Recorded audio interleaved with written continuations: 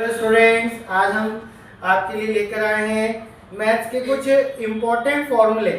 क्योंकि एग्जाम का सीजन है और एग्जाम में बच्चों को सबसे बड़ी प्रॉब्लम आ रही है कि सर मैथ्स के क्वेश्चन करें कैसे। तो मैं आपके लिए कुछ इम्पोर्टेंट फॉर्मूले लेकर आया हूँ। हर चैप्टर से मैं आपके साथ डिस्कस करूँगा कि कौन कौन से फॉर्मूले आपको रट लेना है जिससे कि आप मैथ्स के सॉल्व कर सको इजीली। चैप्टर 1 की अगर हम बात करें क्लास 10 एनसीईआरटी का, तो रियल नंबर है। रियल नंबर में हमको फर्स्ट चैप्टर जो है उसमें हमको एलसीएम और एचसीएफ निकालना आना चाहिए। तो LCM into HCF equal to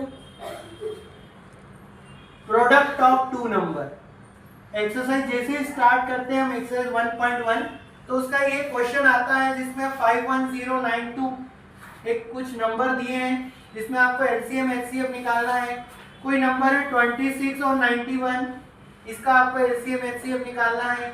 इसी तरह 336 और 54, इसका हमको एलसीएम एचसीएफ निकालना है। तो ऐसे कुछ सवाल हैं चैप्टर 1 के जिसमें आपको एलसीएम और एचसीएफ निकालकर ये रिलेशन वेरीफाई करना होता है।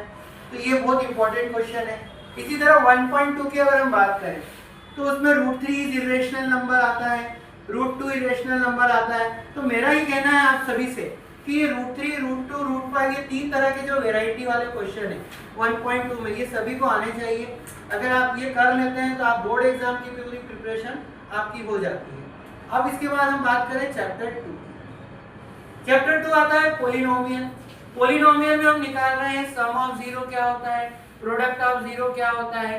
तो वो हमें रिलेशनशिप जो 2.2 है, 2.1 में तो ग्राफ है, 2.2 में अगर हम निकालें तो उसमें हमें जीरोस निकालना, उनके बीच रिलेशन मेंटेन करना, ये हमें आना चाहिए।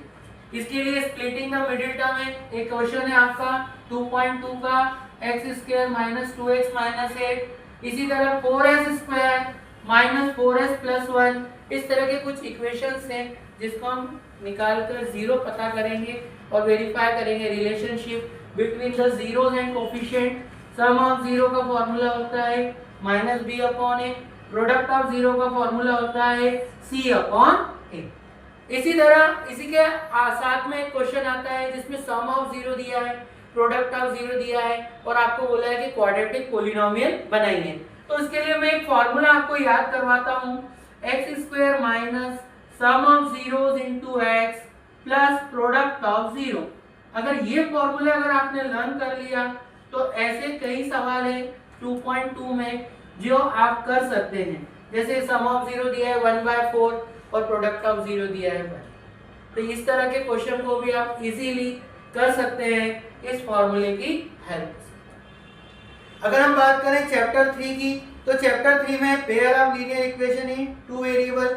तो उसमें 3 मेथड है जिसमें आपको यूनिक एलिमिनेशन मेथड है और एक है सब्स्टिट्यूशन मेथड। तो मैं सभी से कहूँगा कि एलिमिनेशन मेथड, सब्स्टिट्यूशन मेथड का एक एक सम आपको प्रैक्टिस करके देखना चाहिए ताकि आप x और y को निकाल सके। इसमें भी कई सवाल है जिसमें प्रॉब्लम से रिलेटेड है, जिसमें नूरी की एज वाला सम है, न्यूमरेटर डिनोमिनेटर वाले सम है, सप्लीमेंट्री एंगल वाले सम है, कोच क्रिकेट का कोच अगर बैट बॉल खरीदने जा रहा है तो x और y वेरिएबल।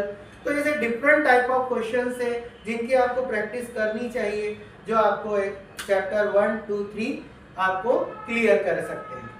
इसी तरह चैप्टर 4 है। चैप्टर 4 में क्वाड्रेटिक इक्वेशन है। क्वाड्रेटिक इक्वेशन में आपको सॉल्व करना होता है स्प्लिटिंग द मिडिल टर्म। और यहाँ पर मैं आपको बोलूँगा कि एक क्वेश्चन है जो इम्पोर्टेंट है, वेरी मोस्ट इम्पोर्टेंट है, सम विद डिस्क्रिमिनेंट निकालना। तो डिस्क्रिमिनेंट सभी को निकालते आना चाहिए। डिस्क्रिमिनेंट का फॉर्मूला होता है b² - 4ac। अब ये डिस्क्रिमिनेंट कहाँ यूज होता है, तो इससे हम नेचर ऑफ रूट्स निकाल सकते हैं, नेचर ऑफ रूट्स पता कर सकते हैं। तो ये कभी एमसीक्यू में भी बन सकता है, वन वर्ड में आ सकता है कि अगर डिस्क्रिमिनेंट 0 हो तो ये क्या होगा, इक्वल रूट्स होंगे, ठीक है। और इसके बाद के जो चैप्टर 5, 6, 7 है वो मैं इसके लिए अगली रील बनाऊंगा क्योंकि ये बहुत बड़ी हो रही है। तो थैंक यू सो मच।